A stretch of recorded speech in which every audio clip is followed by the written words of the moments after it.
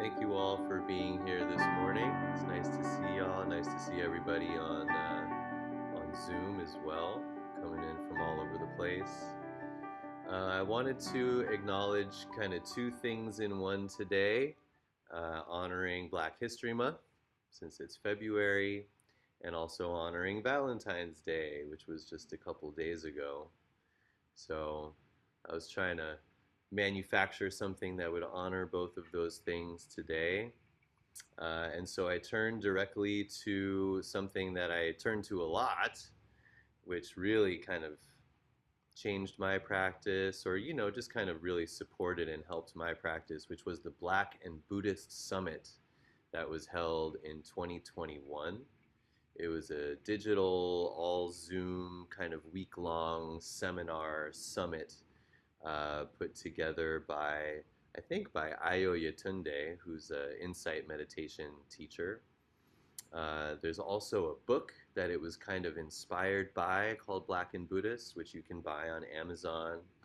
And I'm also going to hit up Ayo to see if there's a way, if anyone wants to purchase the talks from the summit. I think that would be really nice. So I just wanted to, I'm not sure if the tech is going to work here. I sure hope it does. But I wanted to share some clips from these talks. And they're not necessarily talking about love in these clips, but the wisdom is so universally applicable, or you can invite it into kind of any aspect of life that I thought we could maybe be creative and kind of talk about love as well to honor Valentine's Day. And of course, love can be a romantic partnership kind of love.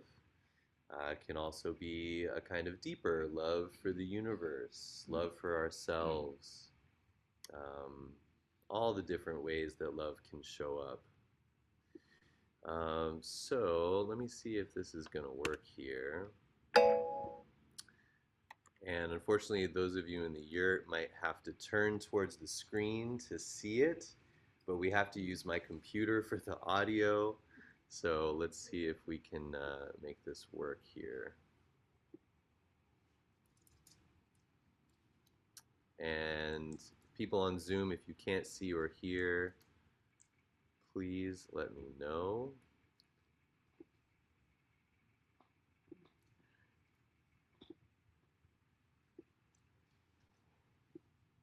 Let's go from there. Of oppression. I will say that I bring to this work some training in contemplative teaching and learning, which is what I'm leaning into right now.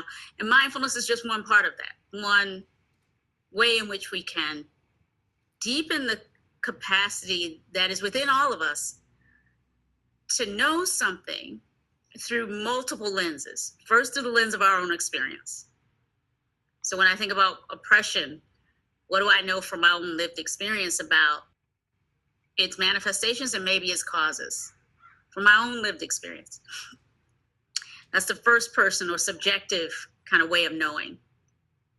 Big fancy word, epistemology, but way of knowing.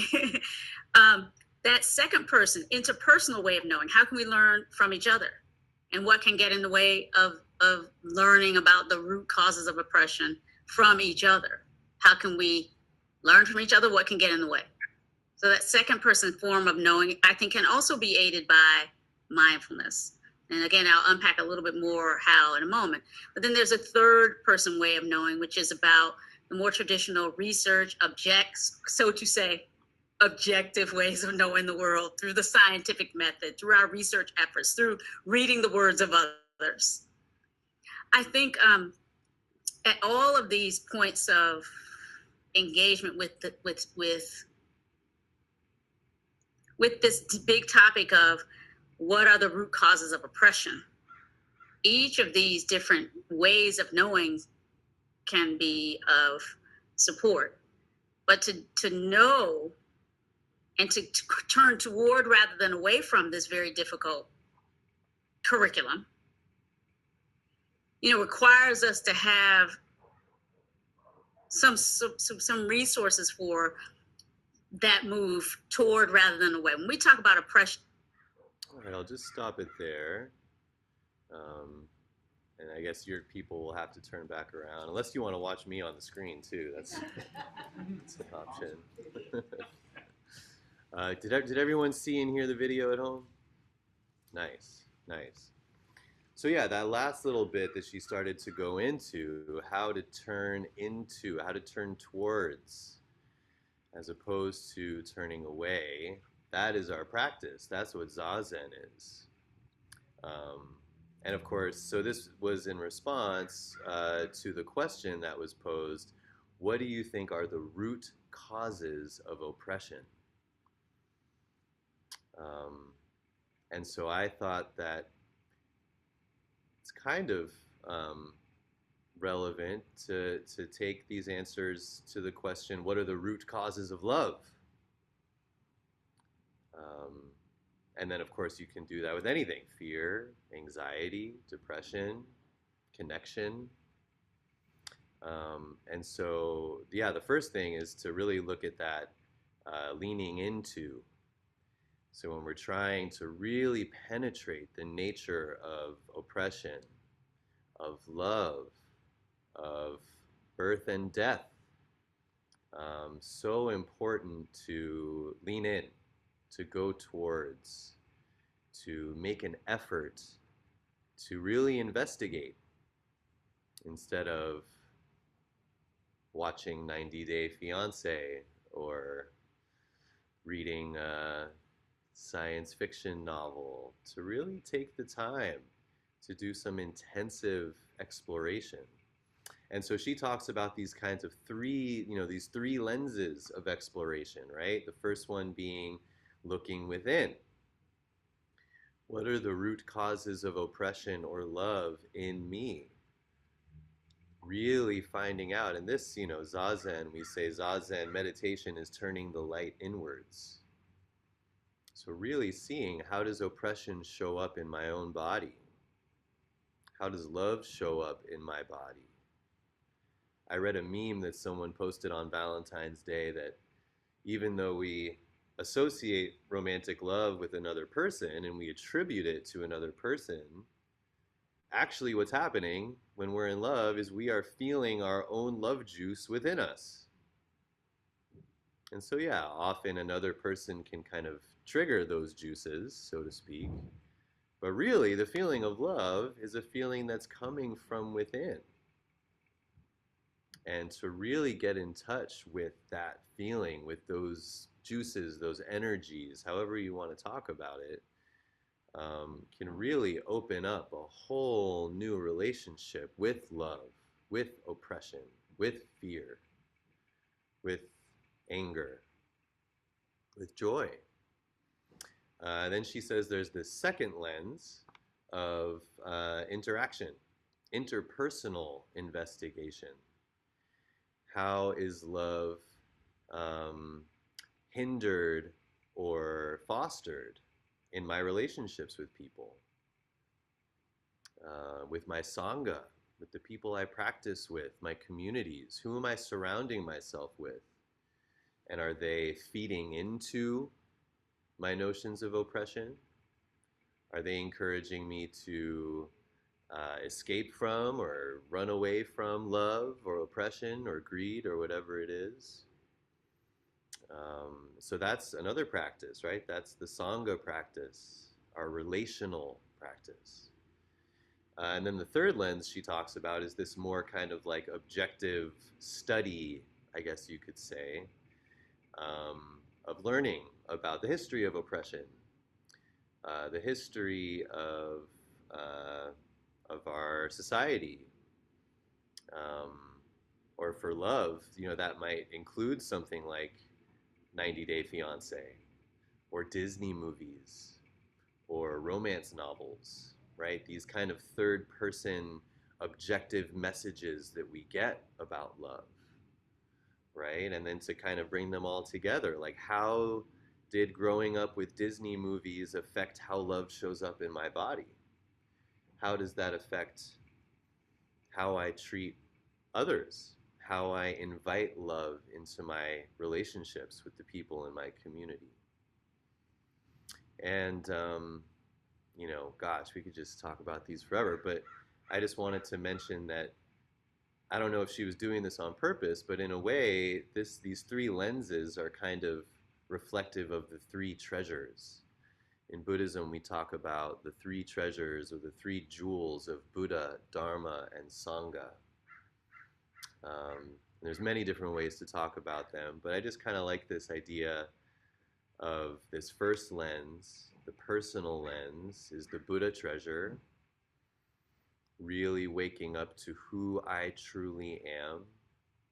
Who is it really that experiences love? Who is it that experiences oppression? And then the Dharma treasure is,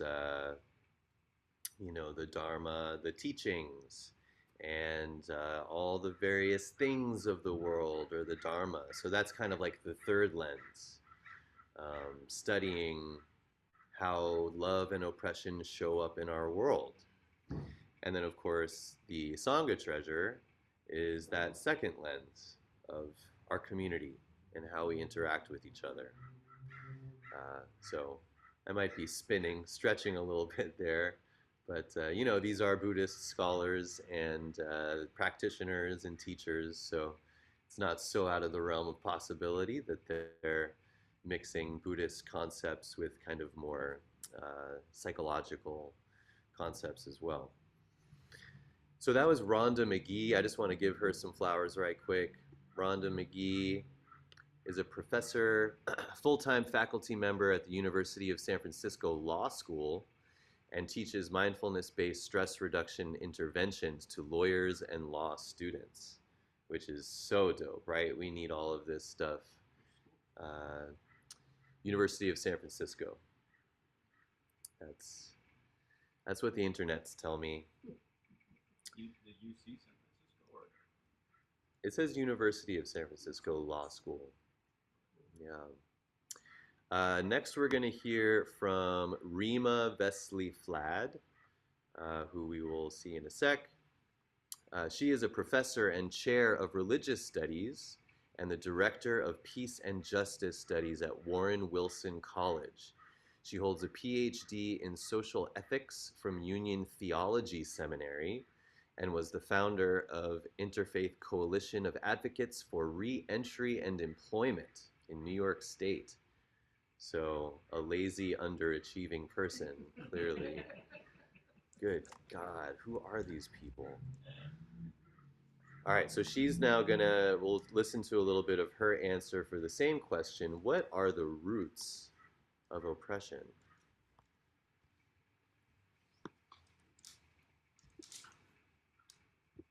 Thanks for dealing with the tech stuff, y'all.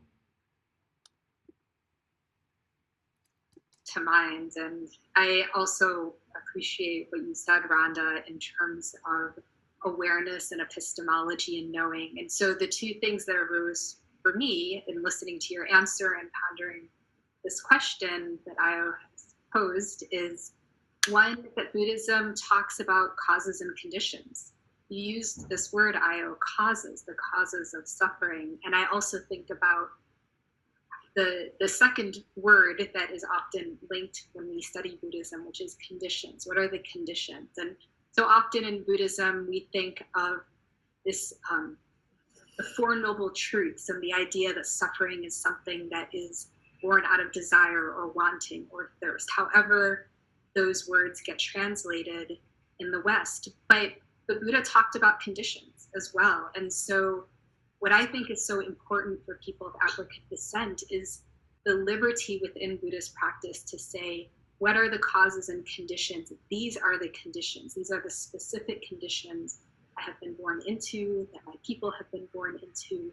And there is tremendous suffering wrought in those conditions, in the external world, not simply in my mind and not simply because of desire or thirst or wanting or craving, but because I was born into a body, and that body has been racialized and denigrated, and that has happened in systemic ways, as you noted, Rhonda, and that happens interpersonally through microaggressions in multitudes of ways. And we all, those of us who walk in this world, especially in this country with dark skin, have to deal with those conditions in whatever way they show up. So Buddhism, I think, gives us a framework. And then also, for me, the teachings of the five aggregates are so important, particularly the teaching of what is called sankhara, which is mental formations. And sankhara can also be translated as habitual patterns. It can be translated as the practices we adapt to, we live into. But sankhara for me, and especially the way that Sebene Selassie talks about sankhara, sankhara is a very powerful teaching because I think in that mindfulness practice that Rhonda is talking about, we can step back and see the ways in which we have, in very harmful ways, adapted to conditions that have been, you could say, dropped upon us or that we have had to navigate. So if we can see our habitual patterns and the ways that we continue to hurt ourselves or inflict suffering on those around us, I think we have capacity to step back and to shift those habitual patterns. And there is tremendous, tremendous, tremendous liberation in changing our patterns so that there is a kind of freedom we can live into. And I think Buddhism gives us both the prescription and the language and the framework, and yes, the practices so that we can be liberated. All right.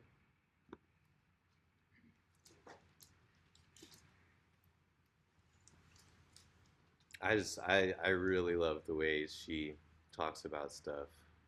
So I'm gonna try not to say too much on top of it, but just taking that last little bit where she's talking about the five aggregates, or we also see them talked about as the five skandhas.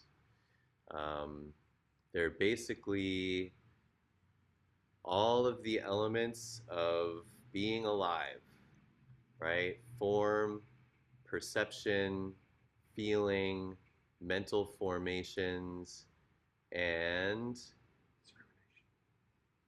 consciousness. Consciousness.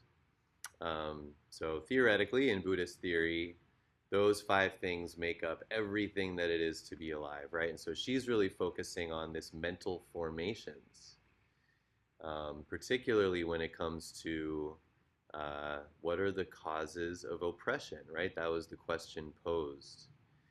And what an interesting, uh, and well, we'll go into the conditions part, but talking about oppression or talking about love, what mental formations have we made voluntarily or involuntarily, right? As she said, they're kind of dropped on us um, because of conditioning, because of trauma, because of intergenerational inheritance, whatever it may be.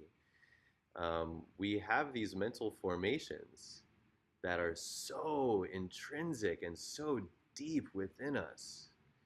And as she says, we have these practices and this framework in Buddhism to really step back and see what those mental formations are. I remember one of the first early social justice programs I was in, they did a whole thing about internalized oppression.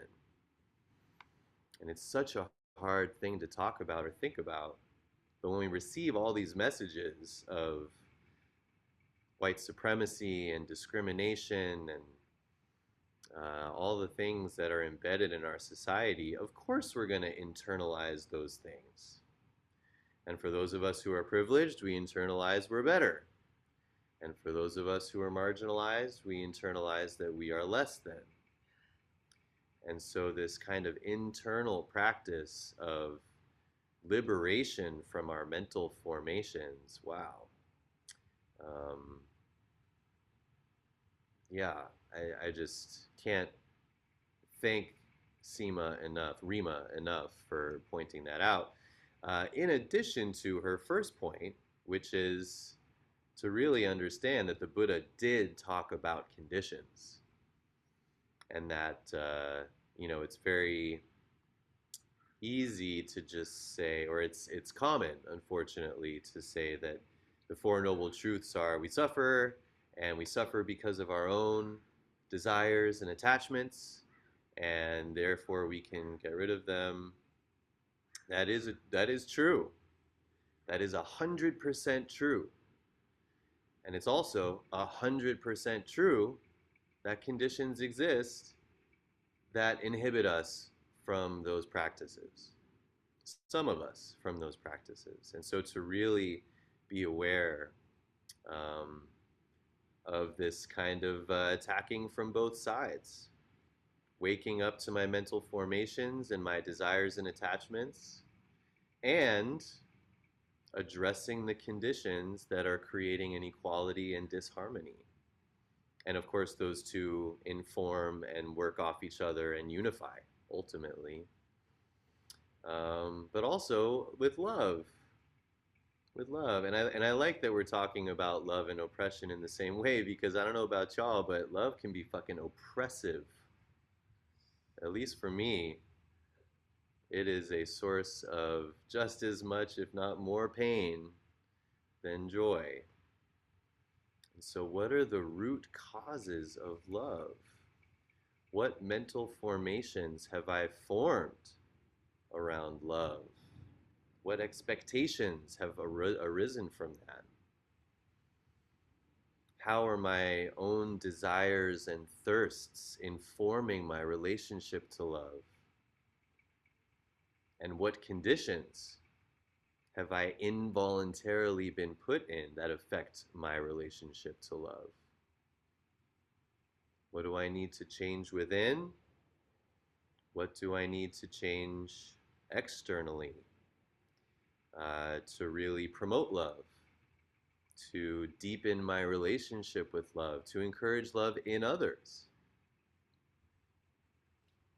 This is some difficult practice stuff, y'all. Um, let's see here. I want to switch to Larry Ward. I don't know if anyone has read or met or talked to Larry Ward. I think I remember where I wanted to listen to, but he is such a powerful speaker and thinker. And so he had a little bit in his book that they're talking about where he said, we have the opportunity to redefine humanity, to redefine, or even just define what it is to be human. And I thought we could look at that, and also how do we define love? So let's see what Larry says about that.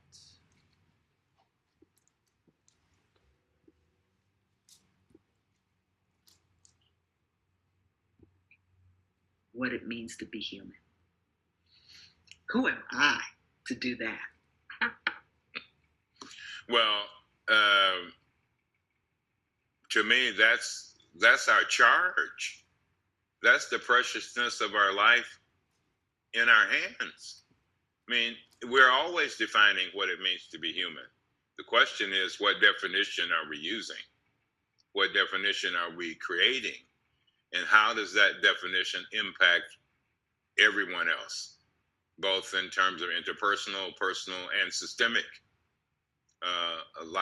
life together? And my hope is, one of the things I learned from one of my theological professors, close teacher, is in looking at, you can look at history in terms of a wave. Thich Nhat Hanh likes to use the wave, and other Buddhist teachers do too. But there's the trough at the bottom and the crest at the top and what's in between. And part of our conditioning, in my view, of the colonial imprints in us is to be stuck at the trough. And so I was asked a question by a group of people in Atlanta years ago about what I thought about equality. Did I believe in equality? And I said, so I'm not trying to be equal to anybody. I'm not trying to be less than anybody. I'm also not trying to be the same as anybody. I'm just trying to be myself. Or Nina Simone word, just to be free, inside and outside. And so I think that power is in everyone. It's just suppressed. And so the practice of mindfulness and meditation and getting grounded in the energy of your own ancestral roots, which I do, and the ancestors in the land in which I occupy, wherever I am, all that energy for me is a part of my energy. So it's not. All right. Isn't he great? Don't you just want to listen to him all the time? Yeah. It's hard to say anything on top of this stuff. Um, but the first thing that stands out to me is he says, to be aware of the definition we're using for human, what it is to be human or what it is to love. And he says how that's affecting other people. I love that. How is my definition of love, my relationship to love, how is that rubbing off on the people around me? I don't know. I guess that's kind of fresh for me because I think about love all the time. I'm sure we do, whether it's for a person or for the universe or a community. And I always think about it in terms of me and how I'm feeling and how I'm doing and how much love I have and my own joy. But to really think like my relationship to love, romantic or otherwise, how does that come out? How does that make me treat people? How does that make me dismiss people? How does that help me or hinder me from showing up for people? Same thing with oppression and being human. And I love that he says we're constantly redefining, constantly, which I think connects to his ultimate point, which I love.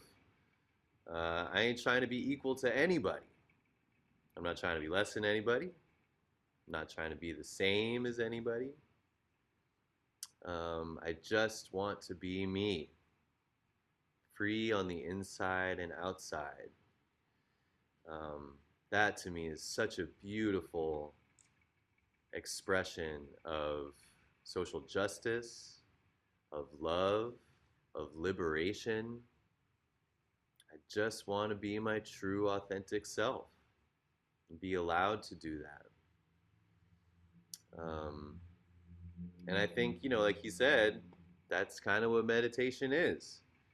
We look inside, we work with our Sangha, we study the teachings, we work with a teacher, we meditate intensively to illuminate all of our mental formations, all of our conditioning, experience the emptiness of all of these phenomena so that we can truly lose the ground beneath us and just be completely free to be who we are, to love ourselves, to love others without any expectations, without, to the best of our ability, without any expectations, without any other filters and um, hindrances, external factors, without any self, without any kind of restrictive identity that hinders this free love and this free action. Um, please go buy Black and Buddhist, Black and Buddhist on Amazon, and I'll let everyone know about whether we can purchase these videos. Thanks for listening, and happy Black History Month. I'll open it up to anyone for questions or comments. Please.